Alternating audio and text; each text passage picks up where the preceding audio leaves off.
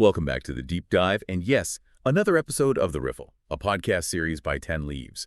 Today, we're really digging into the latest global financial scorecard. If you're in compliance, maybe an investor or, just someone who keeps tabs on how the world tries to stop dirty money, well, this is pretty crucial. The date is October 24, 2025. And we're cracking open the Financial Action Task Force's newest list of jurisdictions under increased monitoring. That's right. This comes straight from the FATF plenary. It's really the definitive report card on fighting money laundering, terrorist financing, and proliferation financing, MLTFPF. Now, most people just call this the gray list. Understanding what it is and maybe what it isn't is key. It occupies this middle ground. You've got the compliant nations, the white list, and then the black list, which are the really high-risk ones like Iran and North Korea, where FATF calls for action. And this gray list, the increased monitoring list. That's where a lot of the kind of reform action is happening, right? Where countries are actively working on their system. So our mission today, really, is to cut through the official language. We want to understand the pressures, political, economic, that put countries here. What are their specific technical problems? And maybe most interestingly, what can we learn from the 4 countries that just got off the list? What does success look like? Okay, let's start there. Increased monitoring. What does that actually mean for a country? Why do people call it the gray list? And is it sometimes misunderstood? Well, the official term is, increased monitoring. The gray list is more informal. But what it signifies is really important. It means the country has made a high-level political commitment directly to the FATF, a promise to fix specific strategic weaknesses in their financial crime defenses. And they agree to do it within certain time frames. It's not a condemnation like the blacklist, but it is a public commitment. They're under the spotlight. And that spotlight comes from the FATF itself, which has, 39 members, though Russia's membership has been suspended since February 23. But it's bigger than just those members, isn't it? Yeah. There's this whole global network involved. Why should, someone listening care about these regional bodies, the FSRBs? Oh, absolutely. The reach is huge. The FATF sets the global standard, but it relies on these FATF-style regional bodies, FSRBs, like, say, the APG in Asia-Pacific, or GAFALAT in Latin America, MENAFATF in the Middle East and North Africa. These bodies make sure the same rules apply regionally. So when the FATF updates its guidance or lists a country, it ripples out. Banks in London, money remitters in Nairobi, they all have to adjust their risk assessments based on this. It really affects global finance. Okay, that adjustment, that's the key.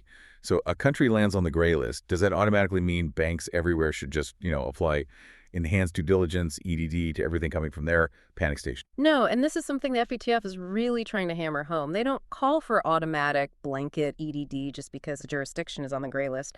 What they want is a risk-based approach. So you assess the specific risk of the customer or the transaction within the context of that country's known deficiencies. A simple, low-risk payment should be treated differently than, say, a complex, high-value transaction involving shell companies.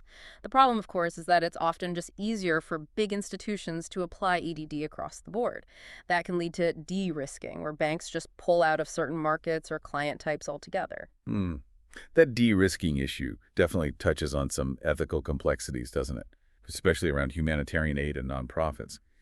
Is there a danger that cracking down on illicit finance ends up hurting legitimate, vital work? Yeah, that's a real concern, and FATF is increasingly aware of it. They've been quite explicit, especially recently. They encourage countries and banks to make sure that legitimate money flows for things like humanitarian aid, NGO activities, even family remittances aren't blocked or overly discouraged. They point specifically to UN Security Council Resolution 2761 from this year, 2024, which basically creates humanitarian exemptions for asset freezes. So they're trying to thread that needle, right? Fight crime, but don't inadvertently cause harm. It's a tough balance. Right, a very fine line. Okay, let's look at the actual list then. As of October 24, 2025, there are 20 jurisdictions under increased monitoring. We don't need to read out all 20 names, but maybe we can look at the different situations within that list. It's not all the same story, is it? Not at all. The list includes countries from, all over the map. Algeria, Angola, Bolivia, Bulgaria, Cameroon, Cote d'Ivoire, DRC, Haiti, Kenya, Laos, PDR, Lebanon, Monaco, Namibia, Nepal, South Sudan, Syria, Venezuela, Vietnam, the BVI, and Yemen. But yeah, the status of their monitoring tells you a lot. First, you've got a group 5 countries that chose to defer reporting this cycle. That's Bolivia, Haiti, Lebanon, the British Virgin Islands, and Yemen. Hold on, they can just defer. Doesn't that weaken the whole point of having agreed timelines for this high-level political commitment? Well, it certainly raises questions about momentum. When they defer, the latest official FATF statement on them might be based on older information, maybe from June 2025 or even earlier, like October 2024 or February 2023 in Yemen's case. Yeah. So, yeah, it creates a bit of an information lag for banks and businesses trying to gauge the current risk. It doesn't mean they're off the hook permanently, but it does mean they avoid the public scrutiny of this particular plenary update. Okay, then there's the opposite situation. Countries where the deadlines of their action plan have actually expired, but they still haven't finished the work. Right, and this is maybe the category that raises the biggest immediate concern. There are 6 countries here: Cameroon, the DRC, Haiti again, South Sudan, Bulgaria, and Vietnam. Their original timelines have passed. The work isn't done. The FATF is now urging them to address the remaining deficiencies quickly. This puts intense pressure on those countries. And it's a test for the FATF, too. How long do you keep a country in this monitoring phase once deadlines are missed? It flags significant ongoing risk. And finally, there are these really unusual cases, aren't there? Syria and Yemen. Their situation is different because of conflict. Exactly. They're sort of unique footnotes. Both Syria and Yemen technically completed their action plans at a technical level years ago. Syria, back in June 2014. Yemen, even earlier, maybe 2010. The problem is, because of the ongoing security situations, the FATF hasn't been able to conduct the essential on-site visit to verify that the reforms are actually being implemented effectively and are sustainable. They need to see it working on the ground. Since they can't do that, Syria and Yemen remain on the list, kind of stuck in limbo pending political stability. Okay, so understanding those categories helps. Let's make it even more concrete. Can we look at a few specific countries and the actual types of weaknesses they're being asked to fix? What does an action plan item look like? Sure. Let's take Algeria. They were listed in October 2024, so relatively recently. They've actually made some decent progress, even ahead of schedule on some things, like setting up a legal framework for sanctions if beneficial ownership info isn't provided.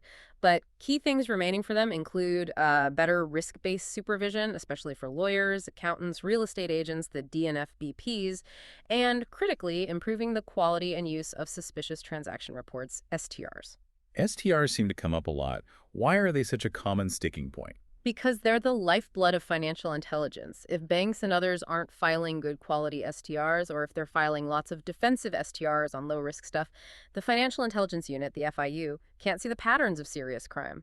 For Algeria, it's about making supervision genuinely risk-based, focusing resources where the risks are highest, and making sure the STRs being filed actually contain useful intelligence for investigations. It's often about training and capacity. Right. Okay, now Venezuela. Their listing mentions something specific that links back to that ethical point about nonprofits we discussed. Yes. The FATF flagged a particular concern about an NPO law passed in Venezuela in November 2024. Their worry is that the way this law regulates nonprofits might not be truly risk-based. It could be overly broad or burdensome, potentially hindering legitimate NPO work without necessarily targeting the highest risks effectively. It's a strong signal from FATF that counterterrorism financing measures need to be proportional and shouldn't be used as a pretext to unduly restrict civil society space. Interesting. And then you have a place like Monaco, a major sophisticated financial center. You wouldn't necessarily expect them to be on this list. What are they working on? Yeah, Monaco's case is fascinating. They're focusing on demonstrating practical results, like showing a sustained increase in requests they send out to other countries to help trace criminal assets held abroad, and actually seizing more suspected criminal property domestically. But their remaining actions highlight operational challenges even in sophisticated places. They need to improve the timeliness of SDR filing, getting that intel to the FIU faster, and make sure the sanctions applied for money laundering are genuinely effective and dissuasive, not just a slap on the wrist. It suggests that even with resources, managing the sheer volume and complexity of international finance and making enforcement stick is a constant challenge. And finally, just to show how this evolves, let's look at Kenya. Their action plan includes something quite modern. Absolutely. Kenya's plan really shows how the FATF standards are keeping pace with financial innovation, or trying to. A key item for them is adopting a proper legal framework for licensing and supervising virtual asset service providers, VASPS. Think crypto exchanges. This is now a standard part of the FATF requirements. If you want to be considered a safe place to do business, you have to regulate the crypto sector according to these global standards. It closes potential loopholes. Okay, so that gives a flavor of the challenges, but it's not all struggle. Let's talk about the good news, the exits. 4 countries got off the list this cycle: Burkina Faso, Mozambique, Nigeria, and South Africa. This proves it's possible. Let's maybe focus on South Africa.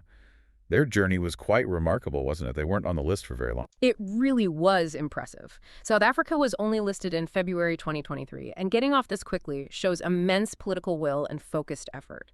Their action plan was tough, but they hit the ground running. They didn't just pass laws, they showed tangible results. Things like a sustained increase in sending out mutual legal assistance requests, asking other countries for help tracing money. Better risk-based supervision of those DNFBPs, lawyers, accountants, etc. And crucially, demonstrating sustained increases in actual investigations and prosecutions of complex money laundering cases, especially those linked to corruption. They showed they could follow the money and secure convictions. And the impact for their economy must be significant, getting out from under that cloud so fast. Oh, huge. Being gray-listed makes international business more expensive and difficult. Correspondent banks charge more, investors get nervous, compliance costs go up. South Africa's swift removal helps stabilize things, sends a strong signal about the reliability of their financial system. It's a major win, especially for their treasury and central bank. Nigeria's removal is also a big deal, particularly for the region. What were the key factors in their success? Nigeria focused heavily on understanding their own risks better. They completed a key national risk assessment update. This allowed them to target resources more effectively. They also significantly improved international cooperation, both formally through treaties and informally between agencies. And like South Africa, they demonstrated a sustained increase in actual money laundering investigations and prosecutions, proving the system was delivering results. And briefly, Mozambique and Burkina Faso. Different contexts, but similar outcome. Exactly. It shows the process works across different types of economies. Mozambique made big strides in tackling sanctions evasion risks and improving their ability to recover stolen assets.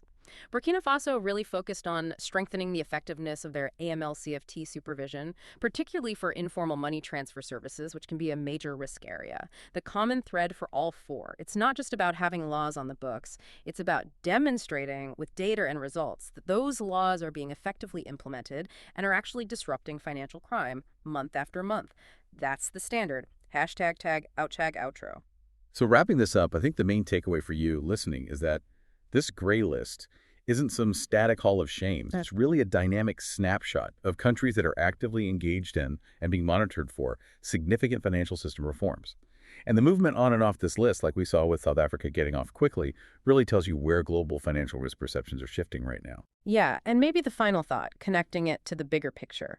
This whole FATF monitoring process, these detailed action plans, they're not just bureaucratic exercises, they represent the main international strategy for trying to hit financial criminals, where it hurts taking away their illicit profits. That's the ultimate goal the FATF talks about. So for you, maybe the key insight is seeing these lists as reflecting intense international pressure, yes, but also reflecting genuine efforts at reform in many cases. And it all hinges on political will and sustained implementation on the ground. Excellent point. Well, thank you for breaking all that down for us. Always good to talk through it. It's complex, but really important stuff. Absolutely. This has been another episode of The Riffle, a podcast series by 10 Leaves.